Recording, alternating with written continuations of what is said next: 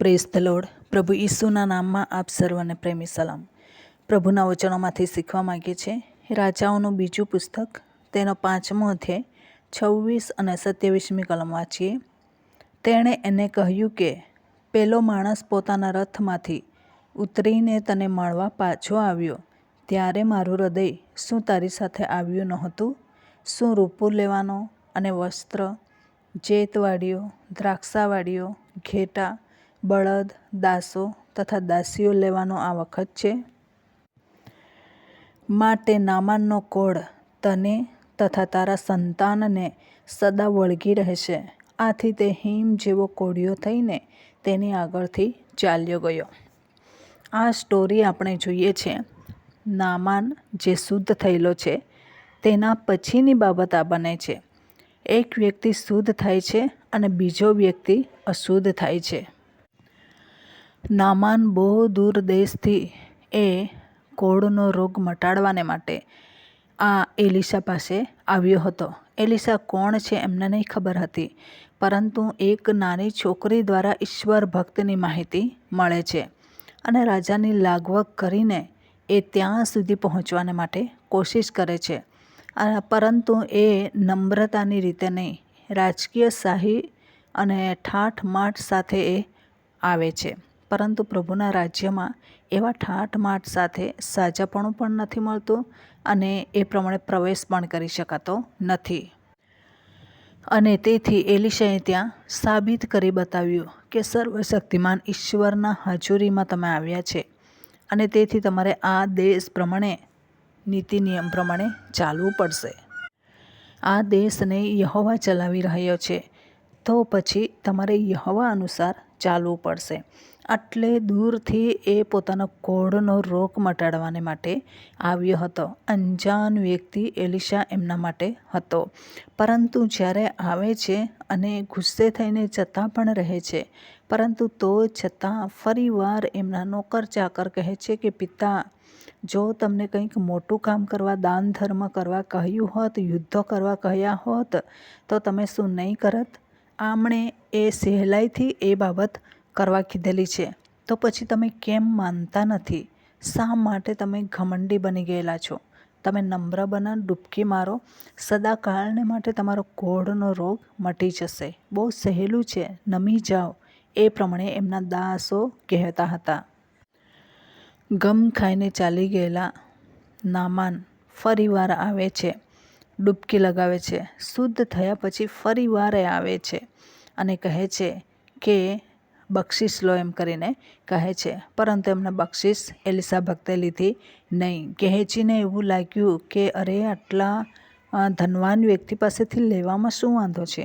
એમની પાસે તો પુષ્કળ છે, એમાંથી થોડુંક લેવામાં કંઈ પ્રોબ્લેમ નથી. અને જુઠ્ઠું બોલીને એ ત્યાં જાય છે. ભલે મારા શેઠે નથી લીધું, પરંતુ હું તો લઈશ જ. અને પાછળ પાછળ દોડે છે. અને પછી શું કહે છે કે બહારથી જુવાનો આવેલા છે, એમના માટે જોઈએ છે, પોતાનાને માટે પણ નહીં અને એલિશા ભક્ત માટે પણ નહીં, પરંતુ બહારના જુવાનોને માટે જોઈએ છે. એ પ્રમાણે કીધું. એટલે આ નામાનને એવું લાગ્યું કે બહુ સારી હકીકત છે.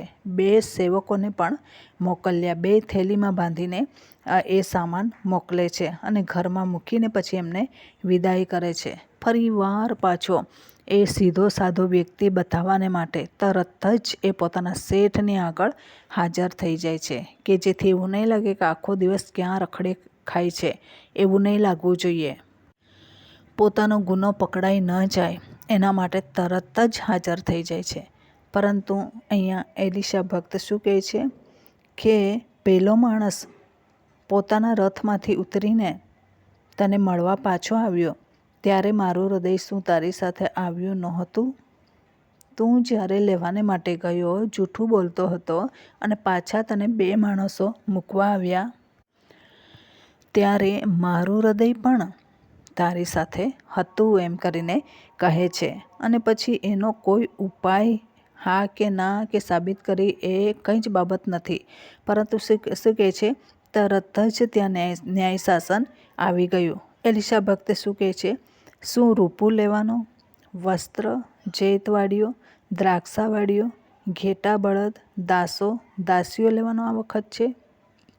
તું તો મારો સેવક છે, તારે તો મારી પાછળ ચાલવાનું છે અને હું ઈશ્વર ભક્ત છું. મારે તો ઈશ્વરની કહેલી વાતો લોકો સુધી પહોંચાડવાની છે.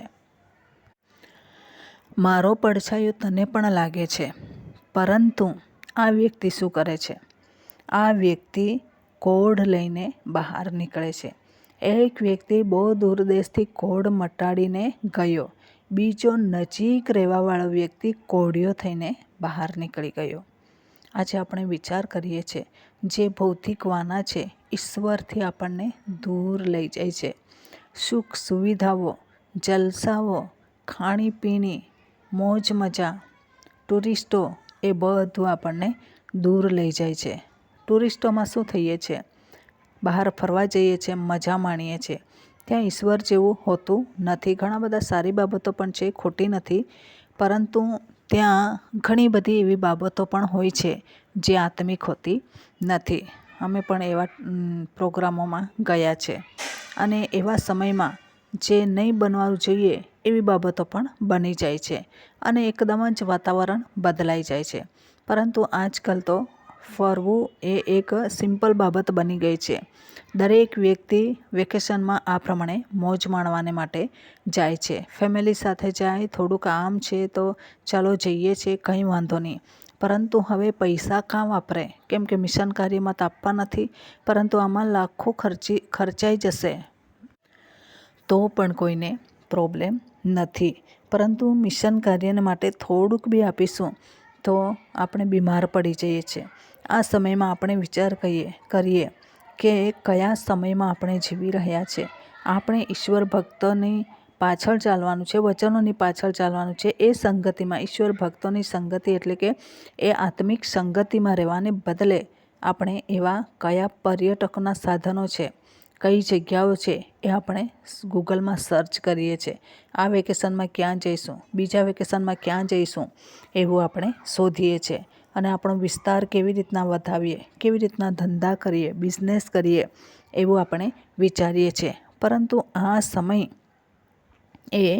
એ રૂપું લેવાનો, દ્રાક્ષાવાડી લેવાનો નથી. થોડા સમયમાં પ્રભુનું આગમન થઈ જશે. તો આપણી તૈયારી કેવી છે? શું આપણે સ્વર્ગમાં જઈશું?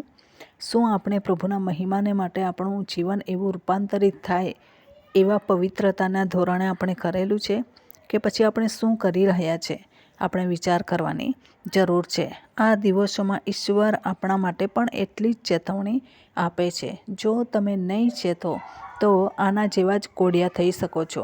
અનંતકાળ સુધી સ્વર્ગના ઘરમાંથી તમે બહાર નીકળી શકો છો અને સદાકાળને માટે ઈશ્વરથી દૂર રહી શકીશું. ઘણા બધા દૂરના લોકો એ ઘરમાં પ્રવેશ કરશે.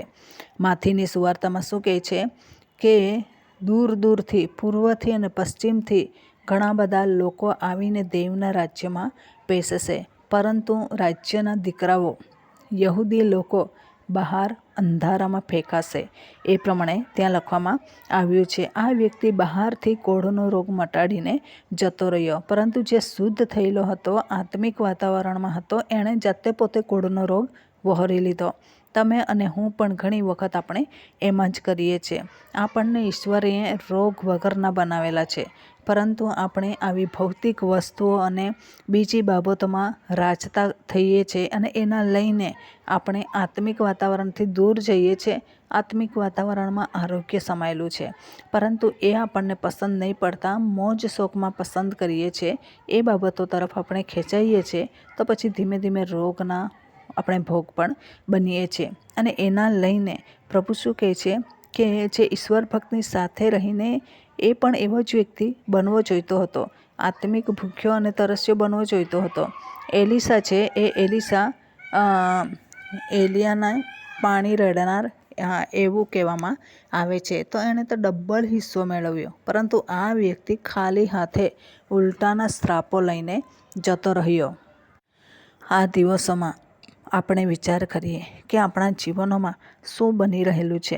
આપણે કઈ બાબત તરફ આકર્ષાઈ રહીએ છીએ, ખેંચાઈ રહીએ છીએ, તે આપણે જોવાની જરૂર છે. તો આ દિવસોમાં વધુ ને વધુ પ્રભુના મહિમાને માટે આપણે વપરાતા રહીએ. પ્રભુને ગમે એવું જીવન જીવવાનું છે. કોઈ પણ દુનિયાની મોહક આકર્ષક વસ્તુઓ જોઈને લલચાઈ જવાની જરૂર નથી, પરંતુ આપણે પ્રભુને અને પ્રભુને ગમે એવી બાબત, પ્રભુની સાથે આપણે રહી શકીએ એવી બાબતોને પસંદ કરવાની જરૂર છે. તો આ વચન પ્રમાણે જીવન જીવવા પ્રભુ આપણને સહાય કરે. વચનનો આશીર્વાદ પ્રભુ આપણને સર્વને પૂરો પાડે. આમેન. પ્રાર્થના કરીએ. પ્રેમાળ પરમેશ્વર પિતા, અમે તમારો આભાર માનીએ છીએ, તમારી સ્તુતિ કરીએ છીએ. રાજાઓના રાજા, પ્રભુઓના પ્રભુ, દયાના સાગર તમે છો. કરુણામય ઈશ્વર પિતા તમે છો. માર્ગ, સત્ય, જીવન તમે છો. તમે અમારી સંતાનની જગ્યા છો. તમે અમારા કૃપાનિધિ છો. તમે અમારા ભલા પરમેશ્વર પિતાજી છો. તમે અમારી છાયા છો. તમે અમારી હૂંફ છો. તમે અમારી તડપ છો. તમે અમારી ધગસ છો. તમે અમારું સર્વસ્વ છો. એના માટે આભાર માનીએ છીએ, સ્તુતિ જ કરીએ છીએ. તમામ શ્રોતાજનોના જીવનોમાં પ્રભુ તમે અદ્ભુત કામ કરજો અને સાથે ને પડખે રહેજો એવી કૃપા અમે તમારી પાસે માગીએ છીએ. ભૌતિક વાનાઓ તરફ નહીં, પરંતુ આત્મિક વાનાઓ તરફ એમનું મન લગાડે એવી કૃપા પણ અમે માગીએ છીએ. આ પ્રાર્થના પ્રભુ ઈશ્વરના મૂલ્યવાન નામની અંદર માગીએ છીએ. Amen. Thank you. God bless you. Praise the lord. Amen.